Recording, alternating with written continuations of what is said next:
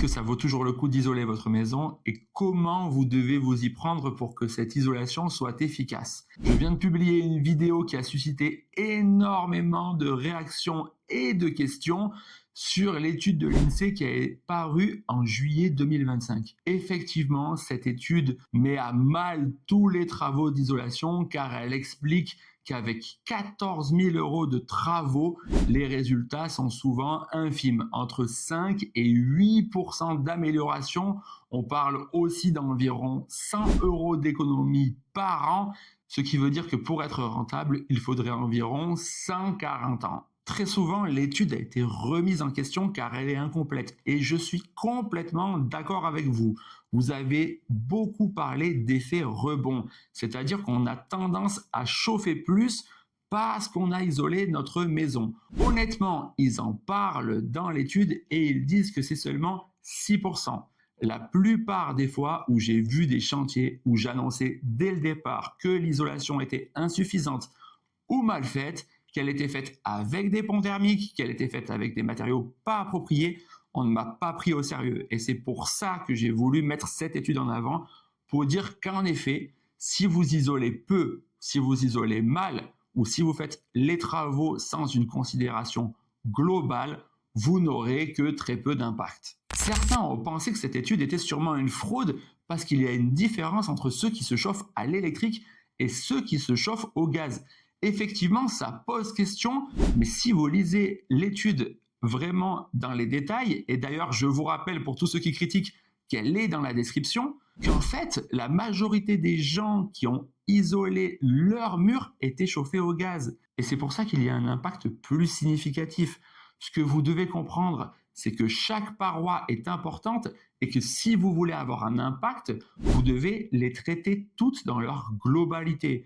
Mais ça ne va pas suffire. Il va aussi falloir étudier les ponts thermiques, la ventilation, l'inertie et les apports solaires, sans bien sûr oublier les éco-gestes.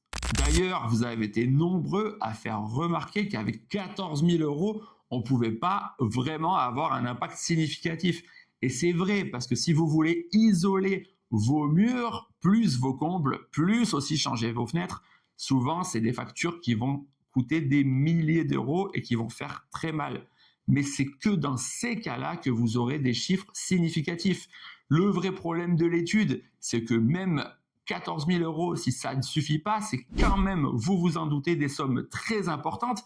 Et quand on les a dépensées, ça fait quand même mal de se dire qu'elles vont pas être rentables. Un commentaire a expliqué que l'isolation par l'extérieur faisait plus de ponts thermiques.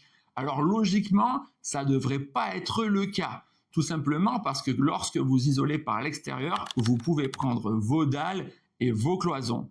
Mais il y a un hic, et c'est d'ailleurs un point clé qui peut faire rater énormément d'isolation par l'extérieur, c'est que parfois on utilise des ferrures métalliques qui transportent énormément les calories, et donc quand vous posez votre isolation comme ça, elle n'est pas du tout efficace. Donc là, vous avez une clé super importante.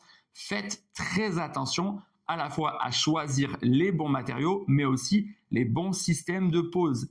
Quelque chose d'autre qui peut faire rater une isolation par l'extérieur, c'est lorsqu'on choisit des matériaux qui supportent mal l'humidité et qui sont stockés à l'extérieur. Ils vont prendre un petit peu d'humidité et ça va les détruire. Maintenant, est-ce qu'il faut protéger les vieilles bâtisses, notamment celles qui ont beaucoup d'inertie? Attention, l'inertie, ça va souvent vous protéger du chaud, mais pour vraiment vous protéger du froid, vous allez avoir besoin d'isoler. Donc pour moi, oui, c'est très important d'isoler votre maison, même si elle est ancienne. Il faudra faire attention de faire encore une fois les bons choix de matériaux pour pas avoir de problème de perspiration et d'humidité. Mais si vous voulez vous protéger du froid, il sera bien évident que vous devez bien isoler votre maison. Par contre, si vous le faites bien, vous allez pouvoir cumuler inertie et isolation, et ça va vous demander d'isoler par l'extérieur. Le problème, c'est qu'en général, on n'a pas envie de recouvrir de belles pierres. Et c'est là qu'un accompagnement est intéressant parce qu'on va pouvoir déterminer ensemble les parois à protéger et quel dispositif on va pouvoir choisir pour faire les bons arbitrages. D'ailleurs, une des questions qui est souvent revenue, c'est « tu as quelque chose à nous vendre ?» Effectivement, j'ai quelque chose à vous vendre. Moi, j'accompagne les chantiers et je fais passer les examens aux futurs rénovateurs thermiques. Je trouve que dans leur formation, il y a bien trop peu de thermique et donc je mets ces vidéos à profit pour que ça leur serve de complément. Mais elles sont aussi utiles pour vous, pour que vous ayez déjà des bonnes bases et que vous évitiez les erreurs. Vous avez été nombreux à poser la question, est-ce qu'il est intéressant de mettre une pompe à chaleur? Et comme d'habitude, ça dépend, ça est vraiment au cas par cas. Moi, j'aime pas changer un système de chauffage qui marche, tout simplement parce que pour moi, vous changez juste de lobby. L'intérêt, c'est vraiment d'avoir une maison bien faite pour qu'elle consomme le moins possible. Dans certains cas, les pompes à chaleur seront super efficaces et je vous ferai des vidéos là-dessus. Et dans certains cas, ça ne sera vraiment pas le bon système de chauffage à adopter. Donc encore une fois, ça dépend. Et si vous avez des questions, inscrivez-vous à la newsletter. Vous avez été nombreux à parler de la ventilation, qu'on ne pouvait pas la décorréler de l'isolation. Et c'est exact. Si vous avez beaucoup de pertes par votre ventilation, isoler seulement ne servira à rien. Encore une fois, vous devez réfléchir de manière globale. Certains ont dit que l'effet de la ventilation était négligeable. Je suis absolument pas d'accord avec eux. Ça dépend de la ventilation. Vous avez différents types de ventilation. La seule qui va être vraiment performante, c'est la double flux. C'est aussi la seule qui va être capable de calculer avec précision l'échange d'air, car certains ont mis dans les commentaires qu'il était très facile de déterminer avec précision les échanges d'air faits par la ventilation. Et là, encore une fois, je suis absolument pas d'accord avec vous, car il y a plein de facteurs. Si vous avez une simple flux, des fois, ça peut être obstrué, l'entrée comme la sortie. Certains vont souvent boucher les entrées d'air. Attention, chose qu'il ne faut jamais faire. Les entrées d'air ne sont pas toutes égales. Certains vont fermer les portes, certains vont détalonner les portes. Donc là, comment vous allez pouvoir calculer avec précision? Honnêtement, c'est impossible. Et j'imagine même pas avec une hygro, c'est-à-dire une ventilation qui s'ouvre seulement s'il y a de l'humidité. Dans l'étude de l'INSEE, on parle du peu d'impact du fait de changer ses fenêtres. Alors certains ont précisé qu'il aurait fallu mettre du triple vitrage. Encore une fois, que ce soit du double ou du triple, on est d'accord que le double vitrage va amener beaucoup de confort, qui va enlever les points de rosée, qui va enlever le côté paroi froide, qui va aussi avoir un gros aspect intéressant au niveau du son.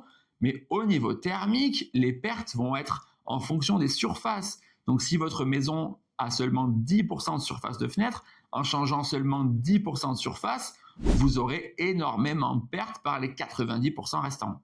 Là encore, le problème n'est pas dans le fait de changer ses fenêtres. On est bien d'accord qu'il y a un réel intérêt, comme je viens de le souligner.